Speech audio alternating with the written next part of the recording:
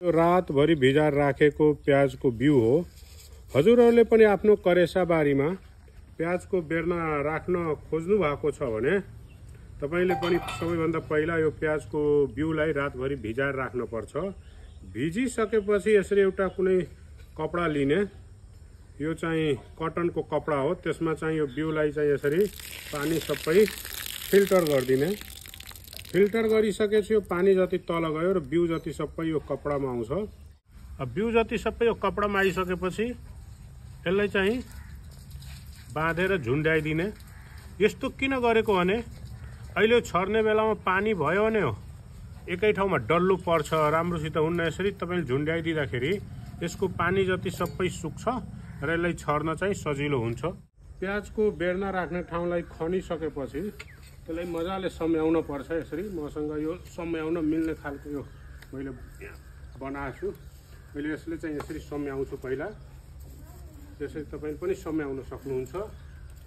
अलिकति यो धुलो माटो लिने, किनभने प्याजको बेर्ना छरेपछि यो माथिबाट छर्न पर्छ र मैले अलिकति यो माथिबाट धुलो माटो लिएँ। यसरी सम्म भइसकेपछि यसमाथि प्याजको बेर्ना छर्दिने हो। सबैतिर एक नासले छर्दिने हो।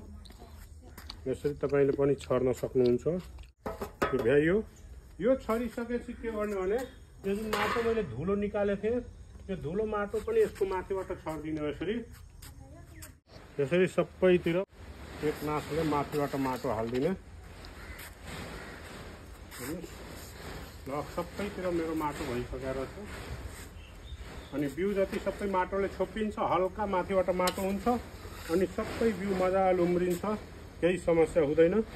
तपाईले माटोमा बिउ मिसाउनु भयो भने त्यो धेरै भित्र जान्छ र त्यो उम्रिनलाई समस्या हुन्छ, किन बिउको साइज सानो हुन्छ र धेरै टाइम लाग्न सक्छ, नउम्रिन सक्छ। यसरी हेर्नुस्, माथिबाट यो माटोले छोपिसकेपछि माथिबाट कुनै एउटा पुरानो कपडाले माथिबाट छोपिदिने हो। यसरी छोपिसकेपछि माथिबाट हल्का यसरी पानी हाल्दिने। धेरै पानी नहाल्नु होला, एकदम हल्का कपडा मात्रै भिजोस्। माथिबाट बराबर एक नासले यो हजारीले चाहिँ पानी हाल्दिने र हल्का भिजेपछि यसको मोइस्चर सुक्दैन र बिउ उम्रिनलाई एकदमै सहयोग गर्छ। छिटो उम्रिन्छ, जर्मिनेसन धेरै हुन्छ।